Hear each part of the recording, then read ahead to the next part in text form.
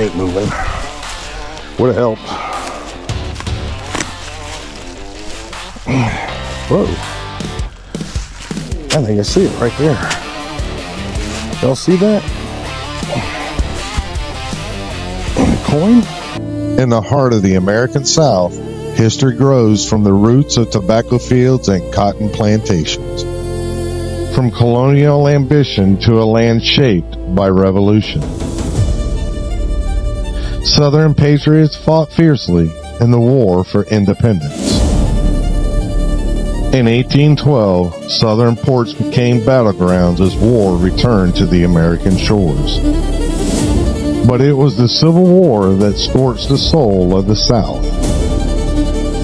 From Charleston's first cannon blast to the burning of Atlanta to the surrender at Appomattox.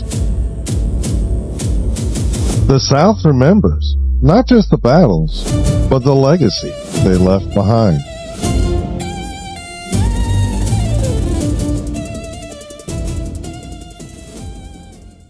Welcome back to Dixieland History.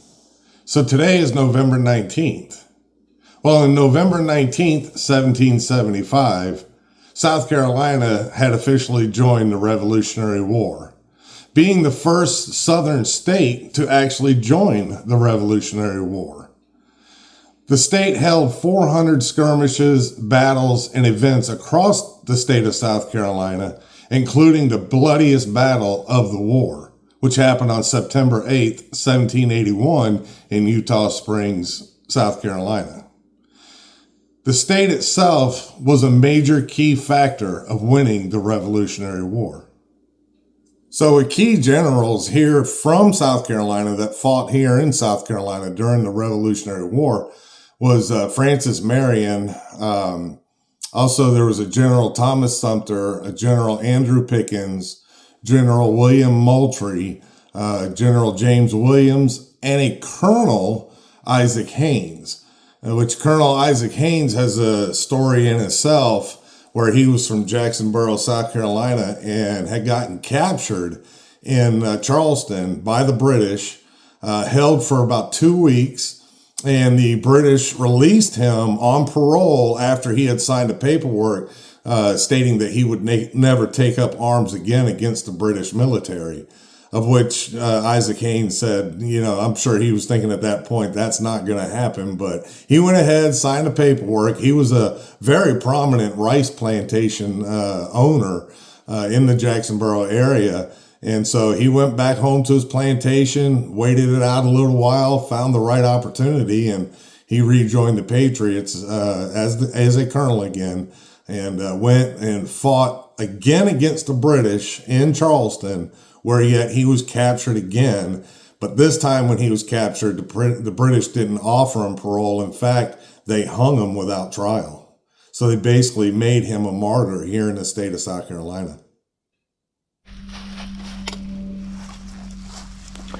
So 250 years ago today, South Carolina had been brought into the involvement of the Revolutionary War.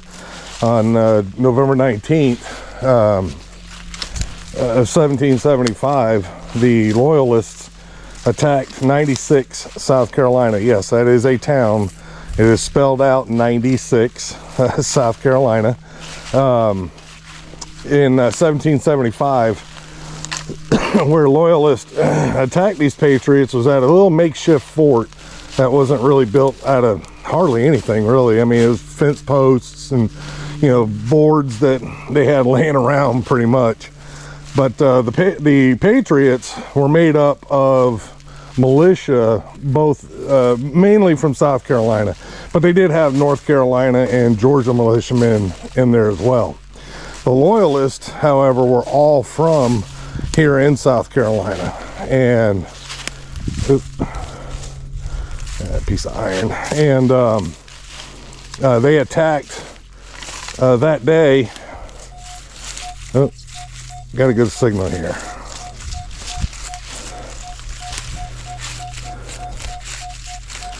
So we'll continue with that in a minute. Let's see what that signal right there is. Sounds good. Oy. Oh shoot, if I can get in there.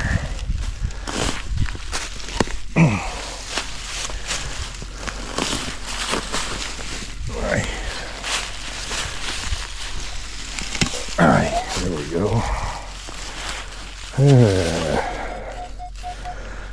Still in the hole.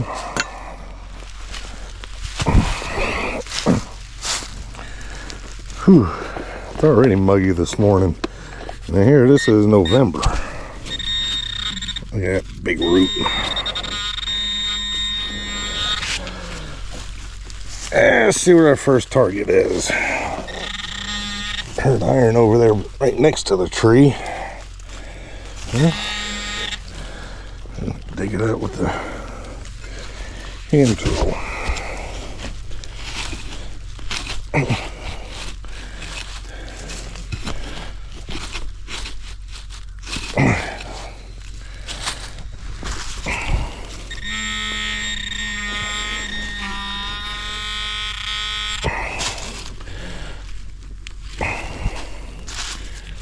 Oh, got it out. Yep. First target of the day is a 3-ringer. That's a good way to start. Yep. Nice drop 3-ringer. Nice and pretty. Well, we'll continue on with the hunt. Continue on with the wonderful history of the 250th anniversary of South Carolina. We'll see you on the next one. So November 19th, 1775, that was the day that it was the first land battle in the South. And again, it happened in 96, South Carolina, where over 6,000 Loyalists attacked about 600 Patriots. And those Patriots were under Major Andrew Williamson. Oops. Oh, I heard something. I did. Yeah.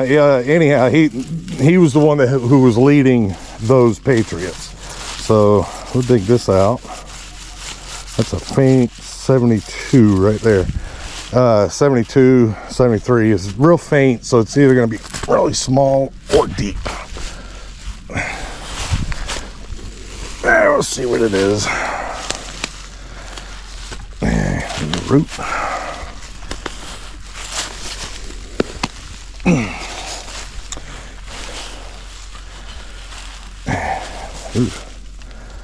Now here. Oh, I got it out. So I guess it must be small. Sure, it certainly wasn't deep. Well, I thought I got it out. Oh, I did. I see it. It's small.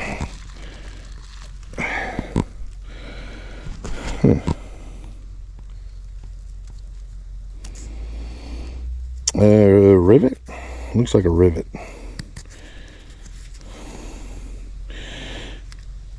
Yeah, it's a rivet. It's got something in there too. Might be some leather still in that. Better be careful not to rub it too hard. But definitely a rivet that's kind of squashed down, pinching. It could be dirt, but it's pinching something in there. Anyway, that's what it is. So here we got an 80, 84, 82, 85. Well, it's kind of bounced around a little bit.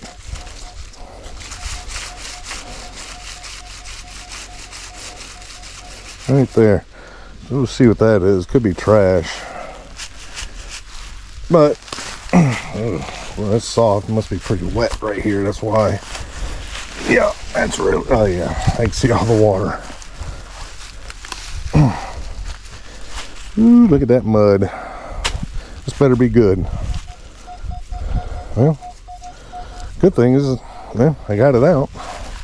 So that's always a plus. Oh yeah, see all that water down there? Ew. Oh.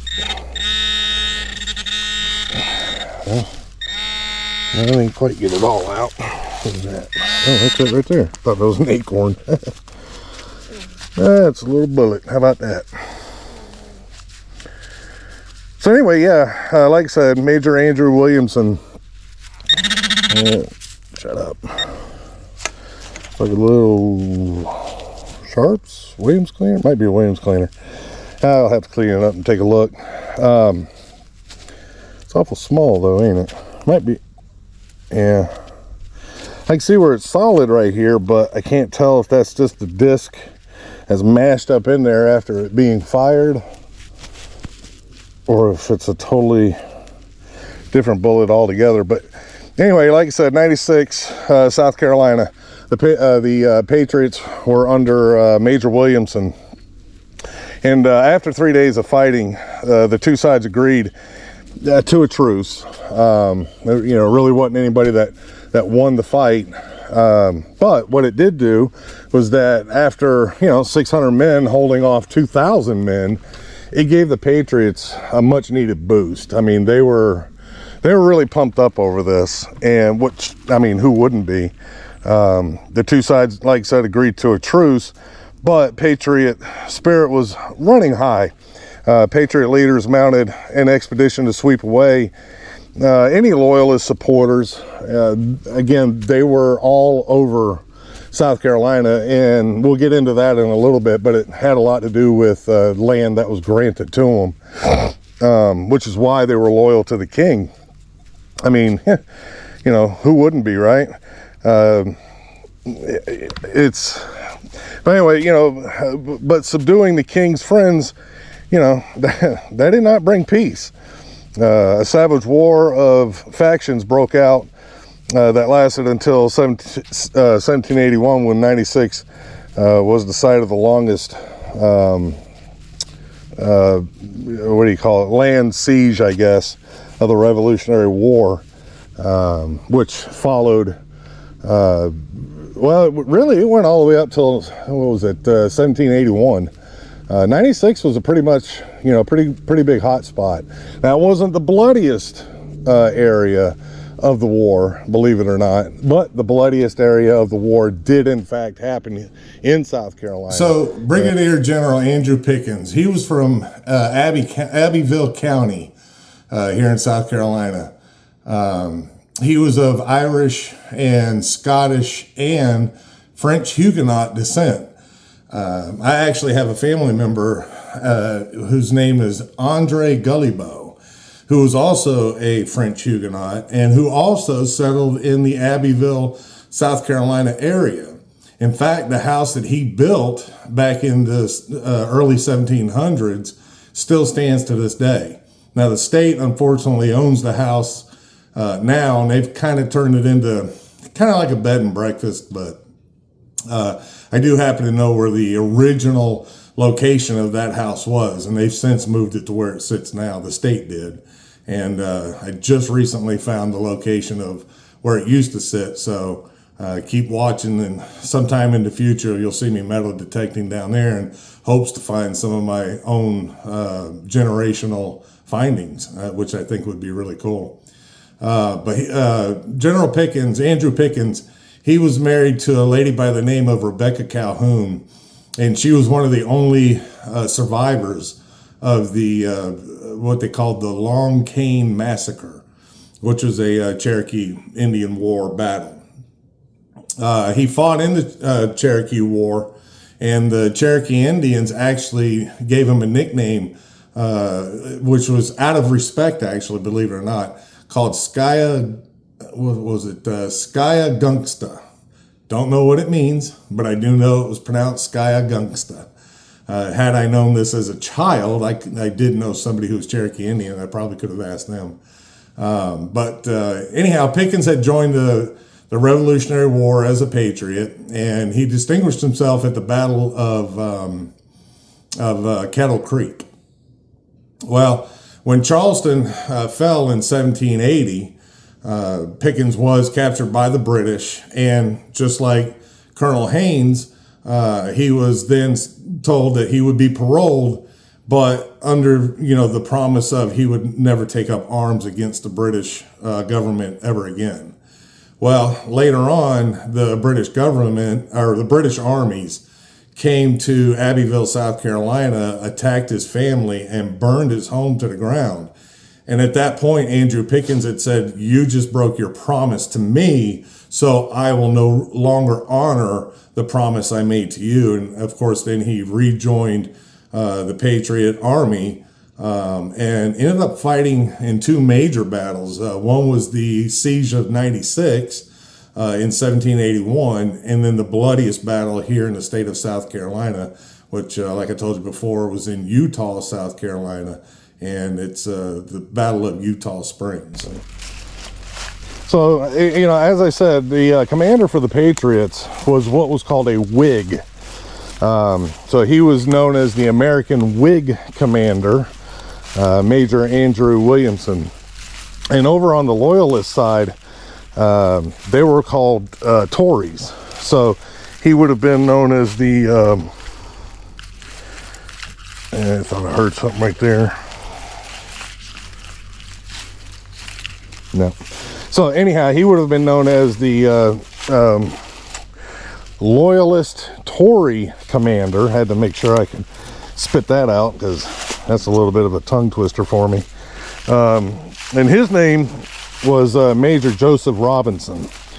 I'm not 100% sure where he's from, but that's what Google's for. You can find that on your own. So Major Andrew Williamson, he was actually born in Scotland and moved to 96 South Carolina. Not quite sure of the year. If I do, I don't remember.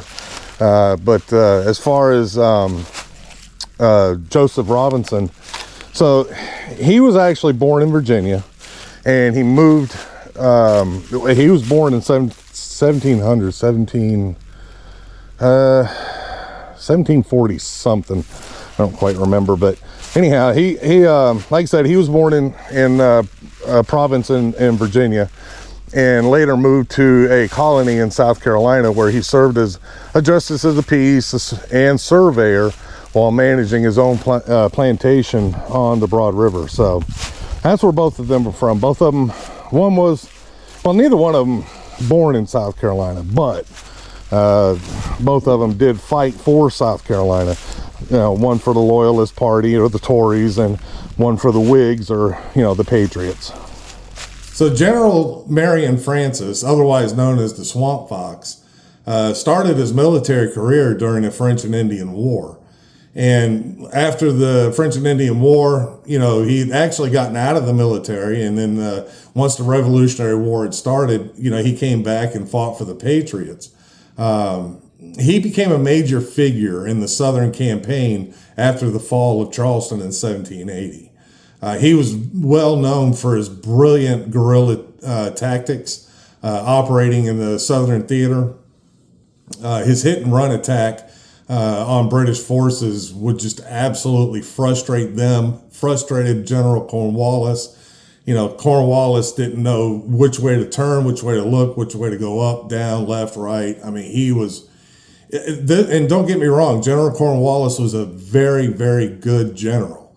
But the tactics that Francis Marion, or the Swamp Fox, was putting on him, he just didn't know what to do. He was totally lost.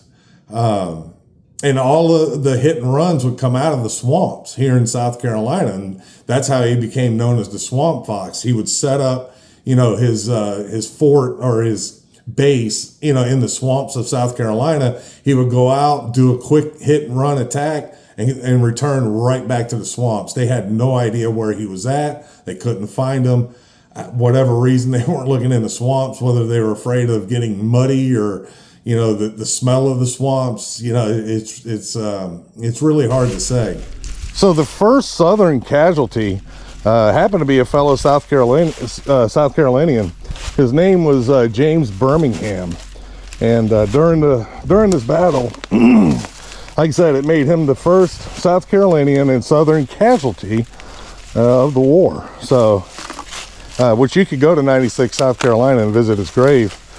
He is buried there in 96. Got some iron right in here. Trying to listen to see if there's anything in with it.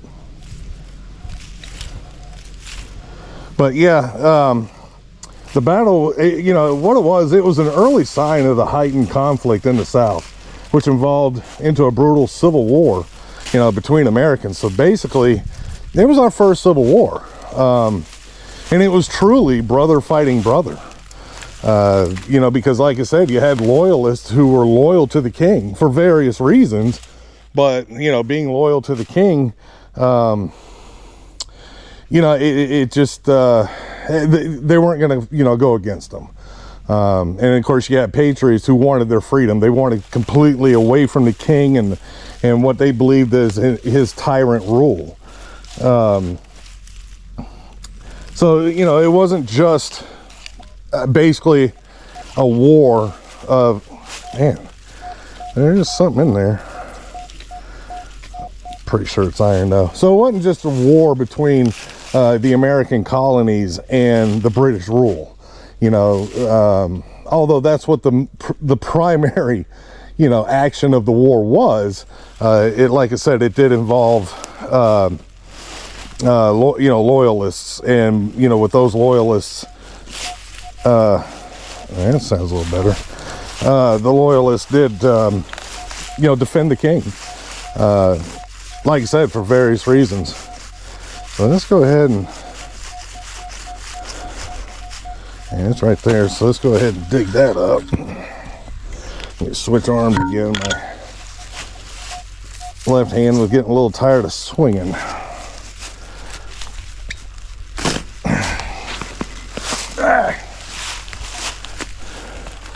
You know what?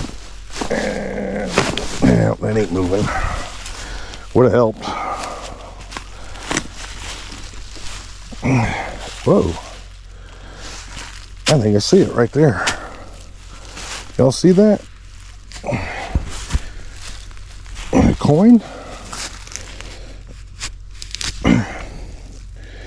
Just laying up underneath that log, basically. No, that's a button. There's the shank. Oh, what kind of... I don't know what kind of button that is. That's got a... I don't know if that's a lip or dirt. Let's get the water bottle, clean that off. It doesn't look like it'd be an eagle button, but I think it's been damaged right there, right on the tip of the dome. So I don't know what it is. I don't know if it's Civil War or something else. Yeah, let me get the spray bottle and the other camera out. We'll take a better look at it. We'll see you then. All right, here's the button. I don't really see any design on it. I might have to take it home and get a toothpick on it. I did lightly wet it down and lightly hit it with the, yes, I brought my toothbrush. But yeah, I couldn't, at least the shank's intact, but I can't tell you for sure exactly what it is. I know a good friend of mine found one kind of similar to it, but it was a New York Excelsior button. He found that over on the beach of all places here in South Carolina. It's kind of got that same type of dome and that little lip on the edge, but I just don't think that's what it is. I think it's just a plain button. You know, I don't know. I couldn't tell you if it came from the Civil War or not. It may have. Maybe it came off somebody's uniform. They might have been at an old home site, found some buttons, and they needed them for their code or, you know, whatever. I mean, that's a possibility, but yeah, it's hard to say for sure until I hopefully get it picked a little bit, see if I can get some of that off of there. But that's it. Well, lucky me. Of course, I forgot to charge the GoPro last night, and it died as I was live digging this hole. So we're gonna see. I did have a 79, 78, touching 80 on this one. That's why I decided to dig it out. So now I'm down to one camera for today. Oh, got it out.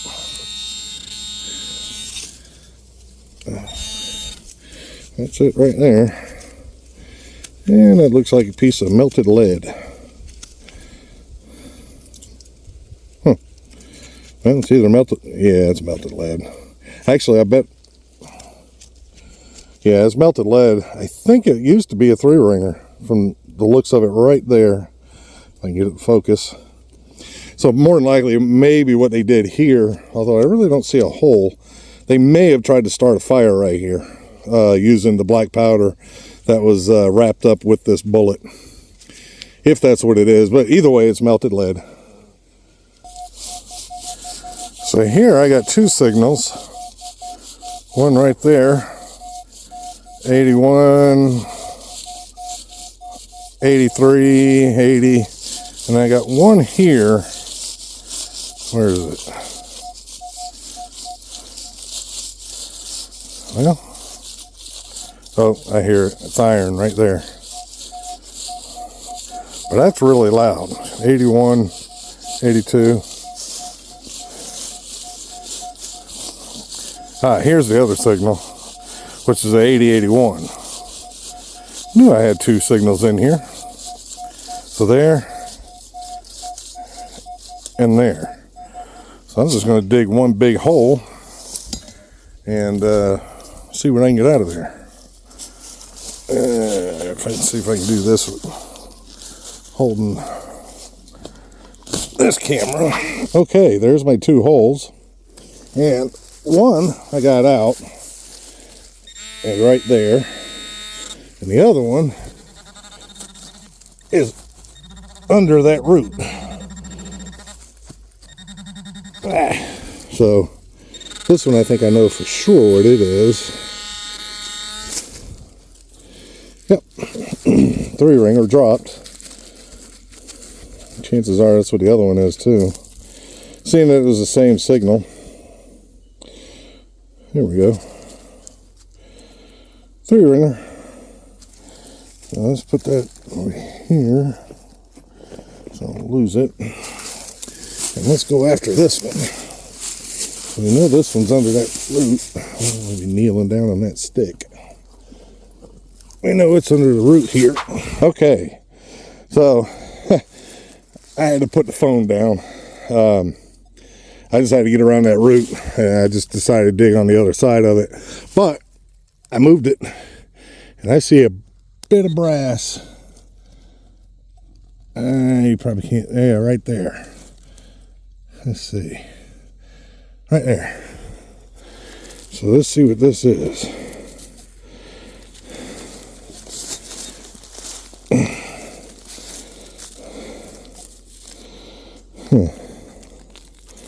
Oh, I know what that is. Yeah, I believe, until I can clean it off to verify it, but I believe that's a pocket watch cover. Huh. So here, right next to that 3-ringer bullet, lays this, what I believe is a pocket watch cover. But I'll get it cleaned up and we'll get some better images of it. See for sure. So you just saw I got that possible pocket watch cover there and a 3-ringer here, and went and started rescaling with my pinpointer, and there's something right in there. I don't think that's it. Nope. Well, it was here.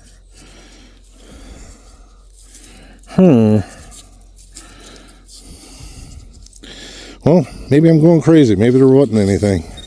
Oh, maybe there was.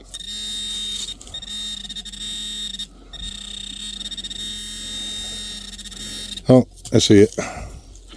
Little buckyball. How about that? Yeah, little buckyball. So we got a good signal right here. 83, 82, 82, 83. And before we dig it out, what I wanted to continue on with on the it was the fight in 96 South Carolina in 1775, November 19th.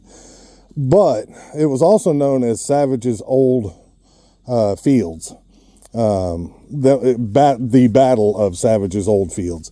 So the reason that this fight was even happening was that the Patriots were basically trying to build themselves up, and they knew that the Loyalists led by a gentleman named Patrick Cunningham, had seized a shipment of black powder, and the Patriots wanted it.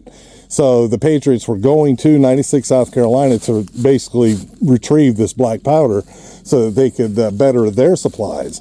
And the Loyalists said, nope, that's not happening, and they attacked the Patriots that were coming in. The reason that the Loyalists were fighting were because they were promised by the king that, with land grants and protection from the Cherokee Indian. And so they were fighting to keep their land. While on the other side, the Patriots had felt that the king had basically let them down. They wanted their own free will. Everybody knows about the Boston Tea Party, where basically a lot of that kicked off. They just didn't feel that the king had their better interest. And so that was why the Patriots in South Carolina, fought against the Loyalists and vice versa. But again, the Patriots, led by Andrew Williamson, had known about that black powder, and they wanted to go seize it for themselves, so they could build up their army. But like I said, here we have a 82-83, and so we're going to dig this out. And this is probably going to be my last hole of the day, unless I hit something on the way out. Me and the wife, we got plans this afternoon. Get on the motorcycle, go riding, enjoy some of the last few days of the warm weather before winter hits. Supposed to be a cold blast coming, but I don't know. We had one recently, and that wasn't that bad. Not like they said. Well, get it out.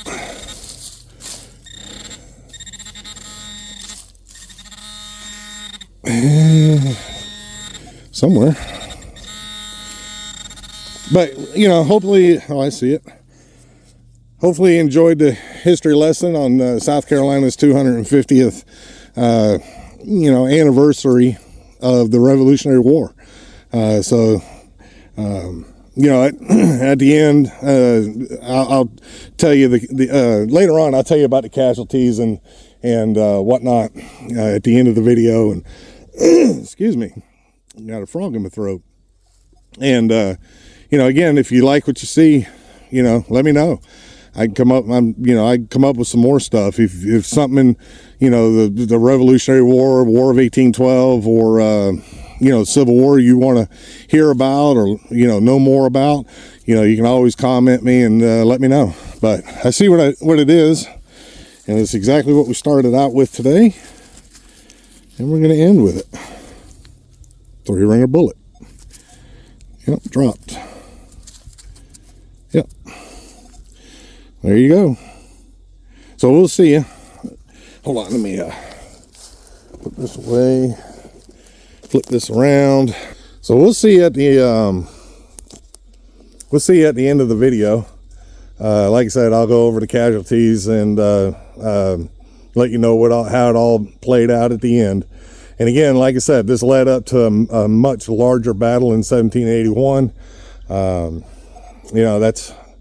It was a devastating time back then, that's for sure. So that battle in 96 South Carolina in 1775 later on became the longest battle site of the war, where American Patriot General Nathan Greene took his troops back to 96 South Carolina to besiege the Star Fort. And that battle happened between May and June of 1781, lasting 28 days. So here's the tailgate wrap up. Like I said, I found, let's see, 1, 2, 3 ringers, that Williams cleaner, that rivet. And now that it's drying up, I can definitely see there's something in there. I don't know if it's leather or what, but definitely something in there. And then that little bucky ball and the button, and I still can't make out what it is.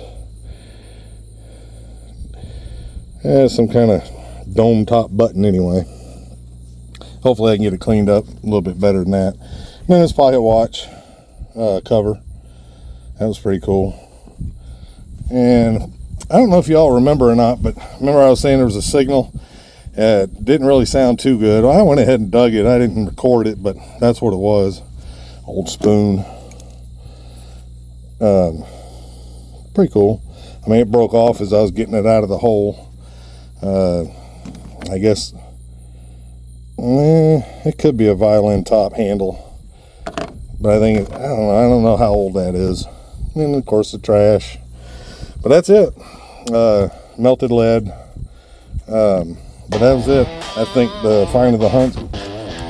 Probably that button, maybe even the pocket watch cover. But like I said, I'm gonna clean them up and see what they look like. But that's it. We'll see you on the next one.